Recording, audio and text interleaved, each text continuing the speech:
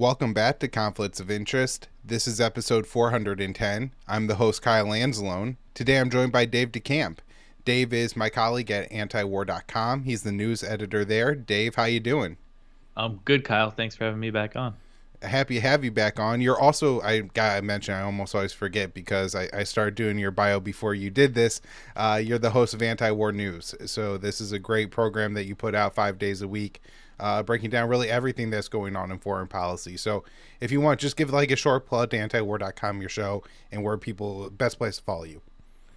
Yeah, so the show is basically, because I write all these news articles every day, and I know not everybody wants to read to kind of digest their news. So I just do like a short, it's usually 20 to 30 minutes, just a rundown of all the news stories that I covered and other things that you guys write over at the Libertarian Institute and whatever else. And it's on YouTube and Rumble if you want to watch the video, and also, listen to it wherever you listen to podcasts. Yeah, they also, Eric Garris puts the video up, I guess, every day at antiwar.com on the homepage. So if you just go to antiwar.com in the morning, you could turn on Dave and then listen while you read his articles at your pace or whatever. So Dave, I had you on today because I really want to ask you about this leaker and the leaked documents and what you think it all means. I've been very skeptical about it on the show. There's a lot of things that just don't seem quite right here.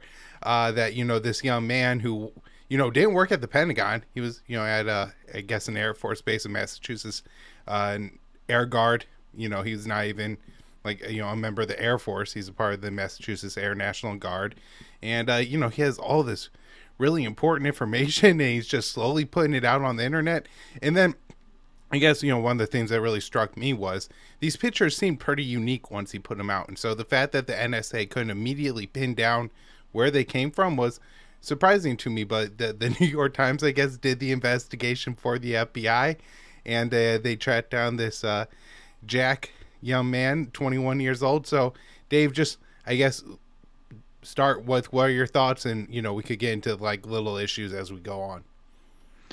Yeah, so the whole story is definitely very strange. I mean, I think his intentions, kind of seem plausible, like a young kid who had these friends on Discord, these internet friends that he made during the lockdowns. He would have been 18 when they locked everything down. Apparently, he had to finish high school, virtually.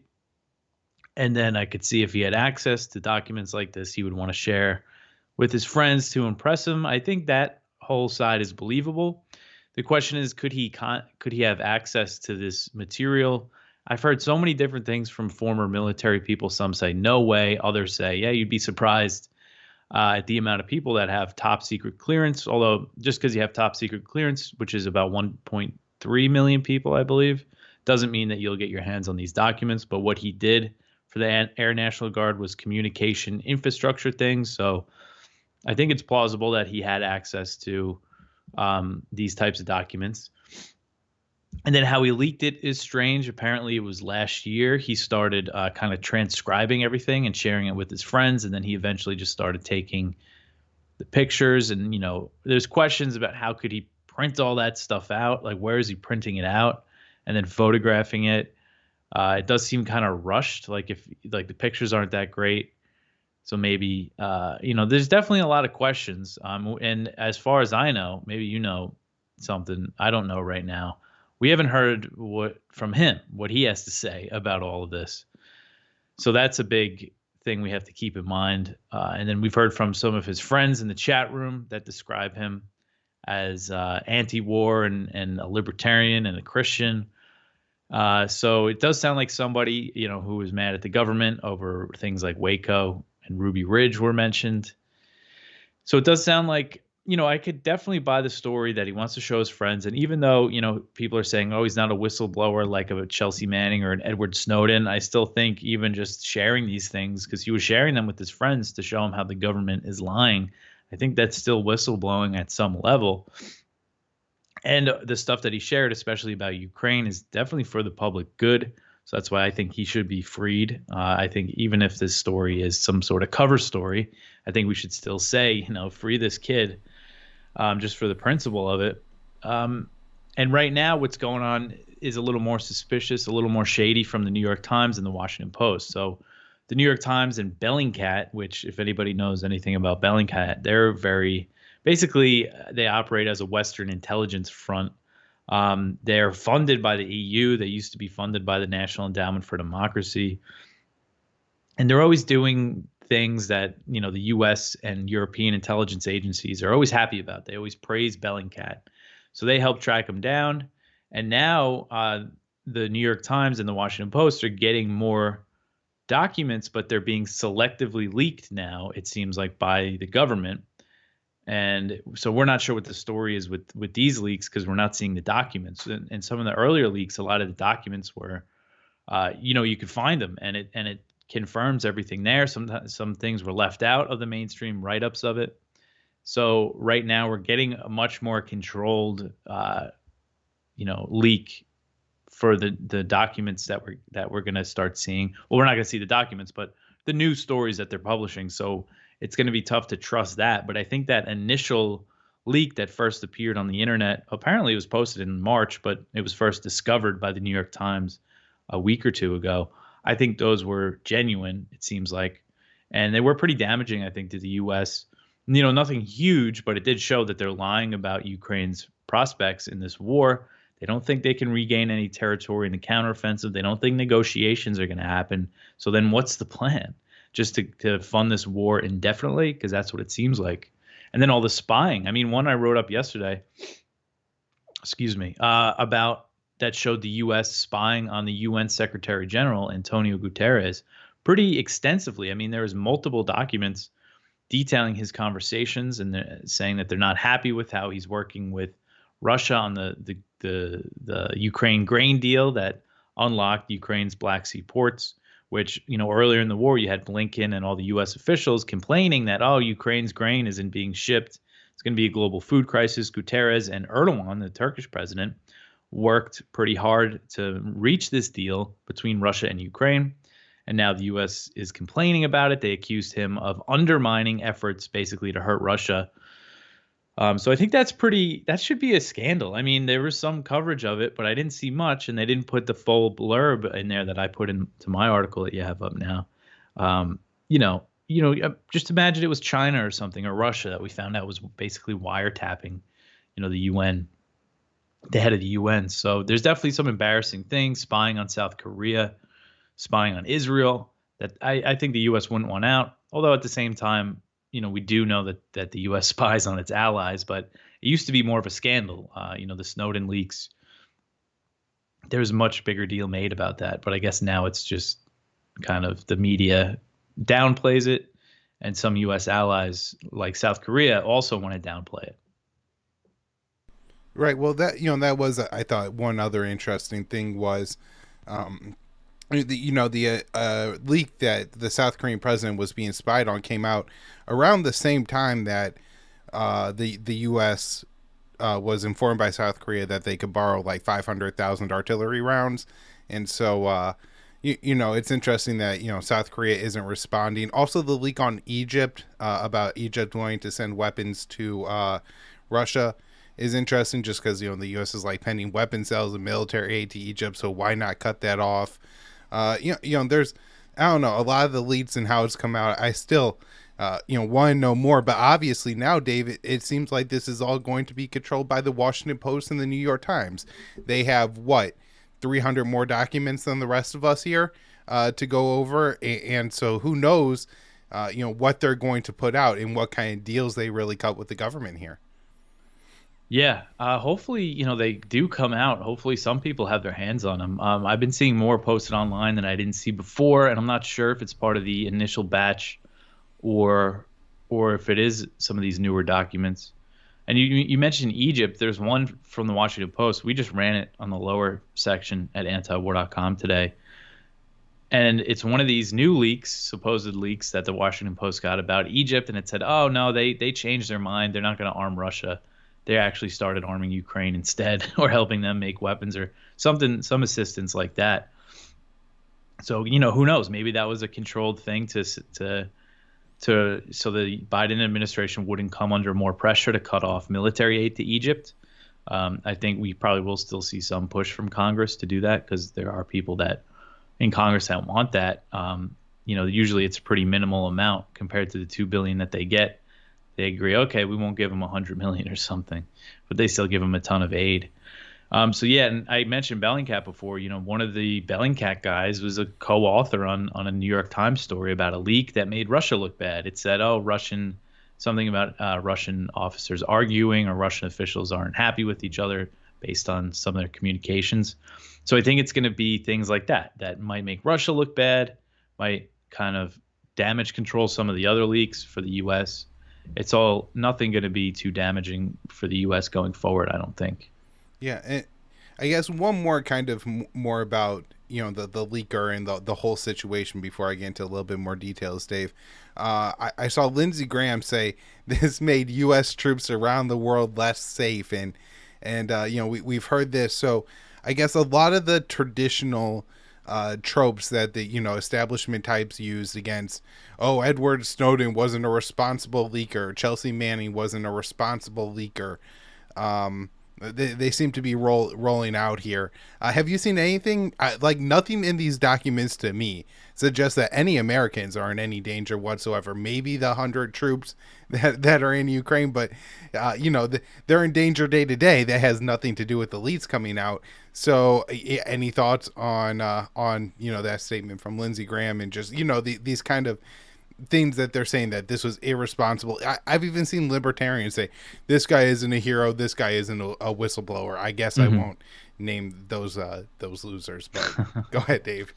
Well, yeah, and I have seen that too. People saying that, that could put U.S. troops in harm's way. But yeah, there was nothing. I mean, I don't even think there's any official claim from the DOJ or in their investigation or the Pentagon that these leaks did put any personnel, in danger. Really, the big thing I think they have to worry about is that Russia could be able to tell how they're getting intelligence on them, how they're spying on them, and could take actions to, reduce the U.S. ability to spy on Russia. And you mentioned the troops. It did reveal that there's NATO special operations forces in Ukraine, but I mean, we knew that already. And if we knew that just from reporting that didn't get much attention from the Intercept, was the one that reported in October 2022 that there were U.S. special operations forces on the ground, and nobody seemed to care about that, but we do know about it. And if we knew about it, then Russia knew about it. So I don't think it's any news to them. Right. So yeah, that claim is just nonsense. And I think just because, again, it shows that the U.S. has been lying about Ukraine and just the nature of the military situation there. I think that means it was for the public good, and it should have been released. And no matter what the circumstances, Jack Teixeira should be celebrated for leaking these documents. Yeah. So let's, I guess one of the first documents to come out, our first two documents to come out, show different casualty numbers for Russia and Ukrainian soldiers. Do you have any reason, I guess, to believe that one set of numbers is accurate and the other one isn't? Or it maybe either isn't, and the U.S. is just making up numbers? Just whatever your thoughts on that is, because that was, I guess, one of the things that initially threw some cold water on this leak was, oh, well, some of the information isn't correct. And, I guess it's kind of worth mentioning here, too. And I think that Matt Orfala guy has a really good video out on this on Twitter of all of these, commentators saying, this is a Russian leak. This is Russia. This is Russia. This is Russia. And, this, it turns out not to be from Russia. But initially they said these numbers were altered by Russia to make it look like a lower Russian casualty number. Yeah. So when it comes to the casualty rates, and I know that was the only thing, when this first came out, that the Pentagon, that all the U.S. officials speaking to the media said could have been doctored. So it was one, and I've seen both of these documents. I don't know which one is the original. One said that, I forget exactly the death toll, but I think it was like 17,000 Russians killed, 40-something thousand Ukrainians, or maybe it was higher than that. I think it was 70-something for the Ukrainians. Yeah. Yeah, and then the other one was about 17,000 Ukrainians and about 40,000 Russians, which I guess the U.S. officials are saying is the right document. Based on, the people that I know and I trust, I would think that there's more Ukrainians dead than Russians. Both had very high when you factored in injured as well, the casualty rates were in the hundreds of thousands and were pretty similar in either way. So when it comes to that, I don't know what's original. There's no way for me to know. So I kind of just think, it's kind of just forget that slide because there's so much other stuff. Yeah. And the question is, could they be lying about casualty rates internally as well, or was that not doctored, and then the U.S. doctored it afterward? Because we know that Ukraine has been very unhappy when the EU, von der Leyen, the head of the EU, she said something like 100,000 Ukrainian troops were killed, and I think they it was freaked out. 120. Yeah, and 120. So yeah, this would be like a tenth of that. yeah, Which there seems to be something really wrong there. Dave, it could be just confirmed, Kat. What they've right. confirmed in those slides. I'm not sure. Yeah, that could be too. Like the number of people that Ukraine has officially listed as killed in action or something versus a casualty too. Mm-hmm. I guess real quick, has the Pentagon confirmed, as far as how many of these documents? The only one I could think of is the article that I wrote for antiwar.com over the weekend, where a Pentagon official did confirm to Politico that the JDAMs were failing in Ukraine and that Ukraine had a problem with arming the bombs. So seemingly at least one of these documents have been confirmed. Obviously, the charges against Teixeira kind of confirm the fact that they must be real. But what are your thoughts on that? The only thing that I've seen that I can think of is John Kirby, the National Security Council spokesman, said that when was asked about the Special Operations Forces, he said, "Oh yeah, we have troops at the embassy," and that was in comments to Fox News, and the reporter didn't know enough to say, "No, these are the troops at the embassy," because you have different totals there, and give him like a proper follow-up question. But he didn't deny those numbers or anything, so I think he kind of confirmed that there. And if you look at that sheet that has the numbers of U.S. personnel in Ukraine, it is about 29 DoD personnel, which is the military, and that includes the 14 special operators. It also includes some Marines that are those are probably the embassy security, and then the defense attaché, which is usually a military officer that's stationed at the embassy, and then the Office of Defense Cooperation, which is kind of part of the defense attaché. And they're the ones, as far as I understand it, from what the Pentagon has said, they're doing the weapons inspections in Ukraine. And then, but when it comes to the Special Operations Forces, that report from the Intercept said that they were there as part of a covert operation along with CIA personnel that are also involved. So we don't know what the Special Operations Forces are doing, despite what, you see a lot of people say, oh, they're just embassy security, but we don't know that. And there's also 50 British soldiers there. And there's a report early in the war from the Times of London that said the British Special Air Service soldiers were in Ukraine training them how to use anti-tank missiles. So I think there's a good chance they could be training Ukrainians or something like that. But it's definitely more than just embassy security. So, Dave, I think the biggest scandal that comes from these documents is what we get, at least from the totality of the first 50, which is the war isn't going as well as the White House has been portraying to the Americans. And I think where this is most clear is what we have been told for the past 3 to 6 months by the White House is Ukraine was going to go on the offensive. They were going to retake territory, and then there will be talks this spring, this summer. And you wrote this one up, I think last week, for antiwar.com. Leaked documents say the U.S. doesn't expect Russia-Ukraine peace talks in 23. Now, I think we've known this all along, but I guess, what do these documents tell us about the potential for a Ukrainian offensive? And, why is that information problematic to the White House's narrative? Well, yeah, actually, so before these leaks came out, there was some other leaks, I guess you could call them, in comments to the New York Times and the Washington Post, a U.S. official basically saying that they don't think that they're using too much ammunition, that they can't really launch a counteroffensive. A Ukrainian official said the same thing, and then Zelensky came out and said that, oh, we don't have enough weapons for the counteroffensive. But still, the overall narrative, even from Mark Milley, who was saying, retaking all the territory is going to be tough, and he even discussed the idea of peace talks. The overall narrative was that, yeah, Ukraine is going to be able to go on the counter offensive here and retake all this territory that they lost from Russia, and they won't have to give up any territory. But that obviously turns out not to be true. And these leaks really confirmed what we were suspecting and what, these other officials told the media. So hopefully, when the Washington Post reported on this, they said, "Oh, this information will embolden those who have been calling for the U.S. to, push for negotiations." And I think that's probably right. Although it does kind of seem like Congress, I don't know, maybe you've seen more than I have, has been kind of quiet about this. Like I haven't seen anybody kind of react and say maybe they're trying to pretend like the documents aren't confirmed or something.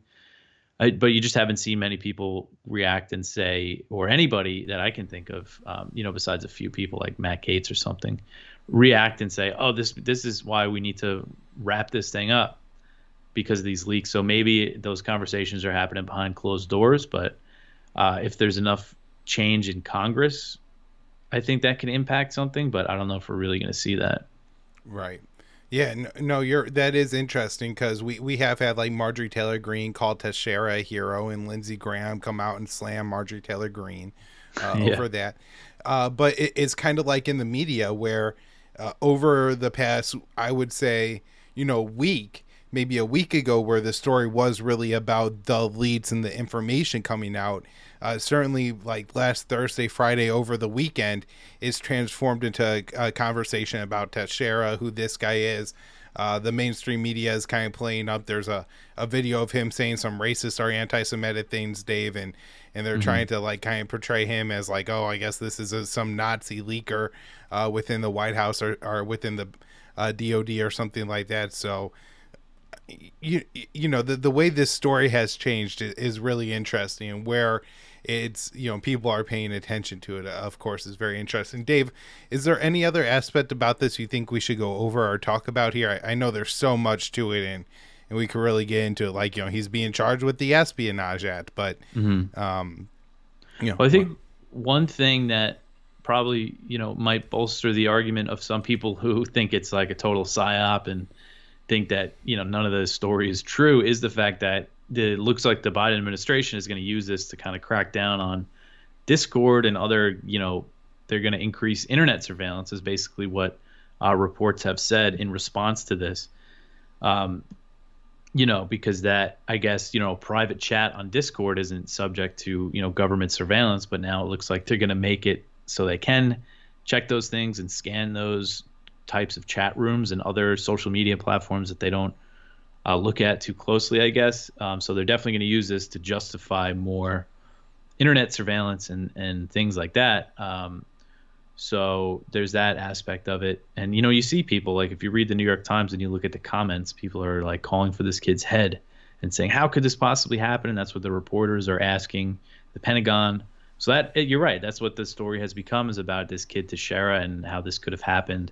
And of course, they're going to use it to, crack down on the internet. Yeah.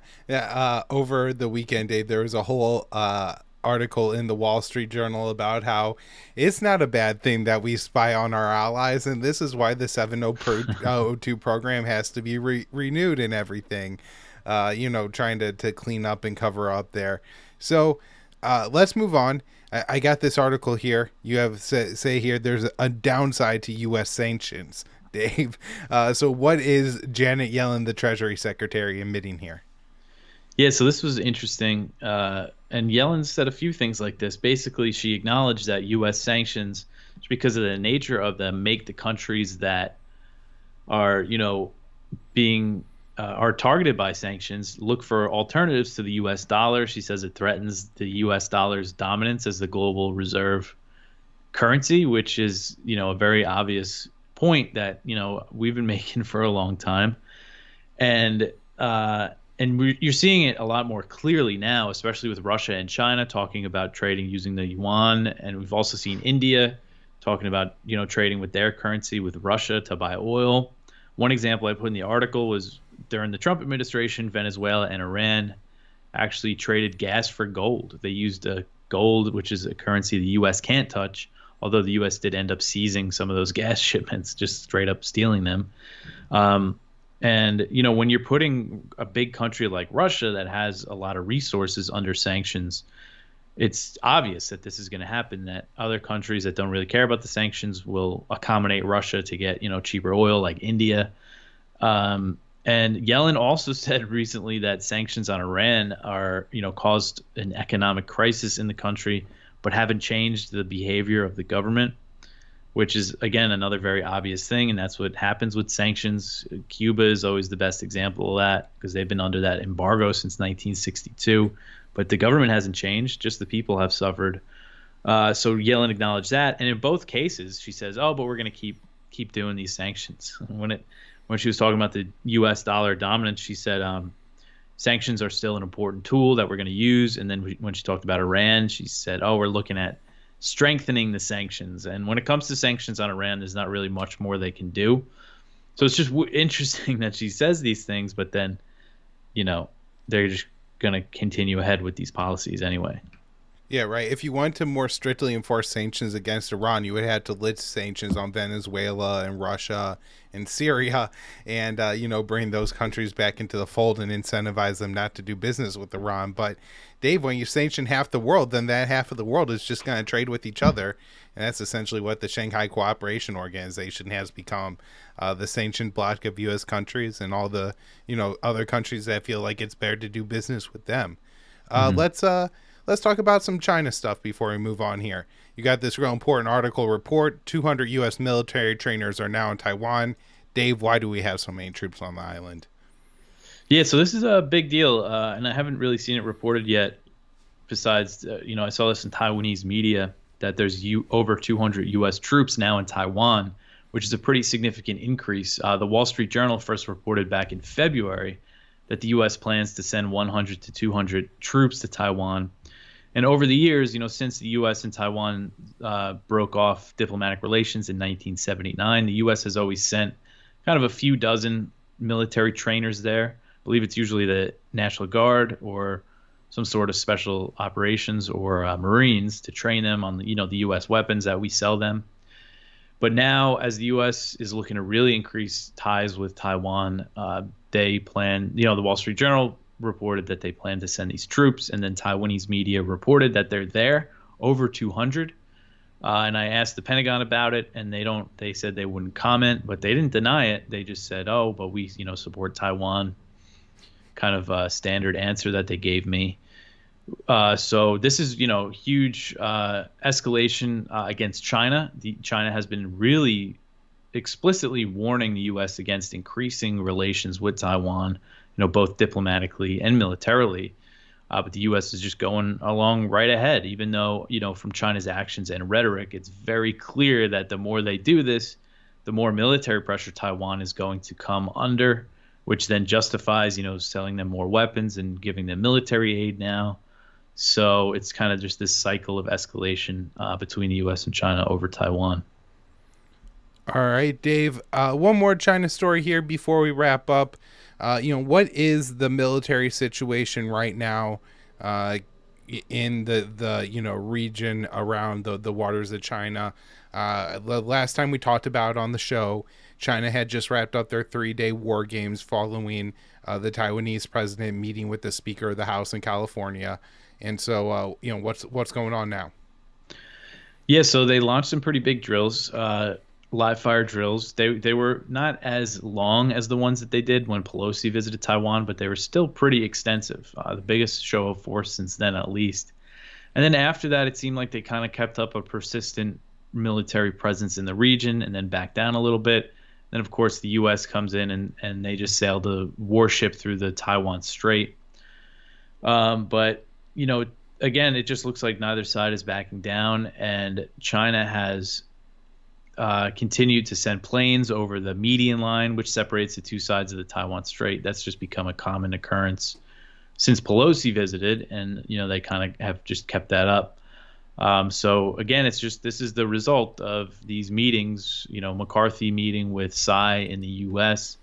might not seem like a big deal to people, but when it comes to U.S.-China relations, it is kind of the biggest deal, actually, because it's all based on the weird situation over Taiwan. And McCarthy, the White House really tried to downplay it and say, oh, there's precedent for it because Taiwan presidents have stopped in the U.S. before.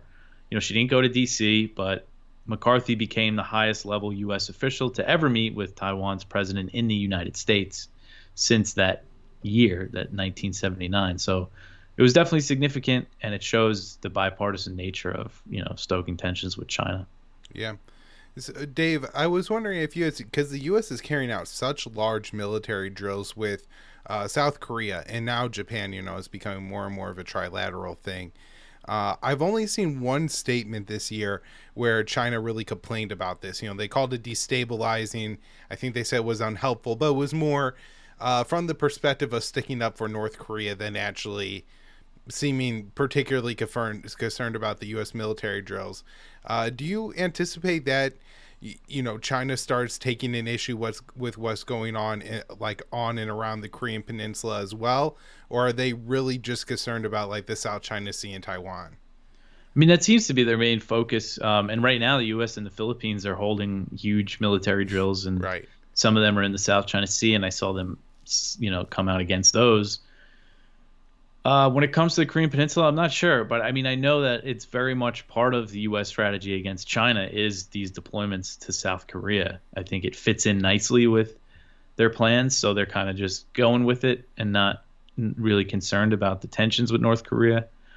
Yeah, so maybe I'm sure China sees all those deployments, and maybe they'll start speaking out more against it soon, depending on some steps also with South Korea and Japan are kind of trying to settle things and increase their military cooperation, and it's just more U.S. allies that could be used against China. Right. It does. It looks more and more like they're trying to form some kind of Asia NATO or something Hmm. every week. Just last question before we wrap up here.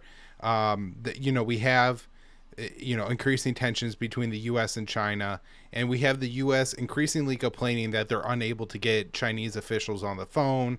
Biden can't meet with Xi or can't even get a conversation with them, and yet you have like Macron and Schultz just going to China and meeting with the Chinese president. So, I guess, Dave, I'm just interested in your thoughts on this. How worried are you that something could spark a major crisis? I guess not necessarily a full scale war, but some kind of military skirmish at least in the South China Sea or the Taiwan Strait.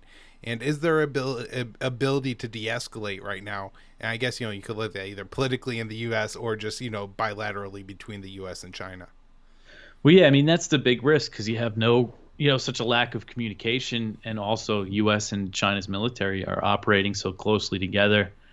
So yeah, something I think definitely could escalate, and maybe it wouldn't escalate into a full blown war right away, but I think just the way politically things are in the U.S. If something does happen right now, I mean, look at the reaction to the balloon. If say there is a collision between a Chinese or an American airplane, I think that will really maybe take things to the next level on the U.S. side. More economic sanctions, more decoupling, more support for Taiwan, just more focus on China in general. So I think that's something we should definitely, be concerned about and keep an eye on. And it doesn't look like the administration. I mean, Blinken is just such a horrible diplomat.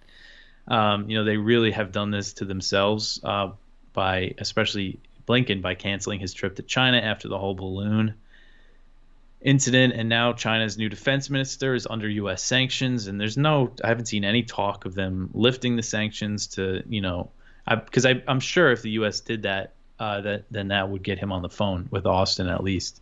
But we haven't seen any movement in that direction. All right, Dave, thank you so much for returning to the show. You always have so much, knowledge when you come back. So I really appreciate it. You're the news editor at antiwar.com, the host of Antiwar News. Dave, just real quick again, plug your stuff before we get out of here. Yeah, you read my stuff at antiwar.com. Check out the show, and you can also follow me on Twitter at DeCamp Dave. All right, Dave. Thanks, man. Thanks, Kyle.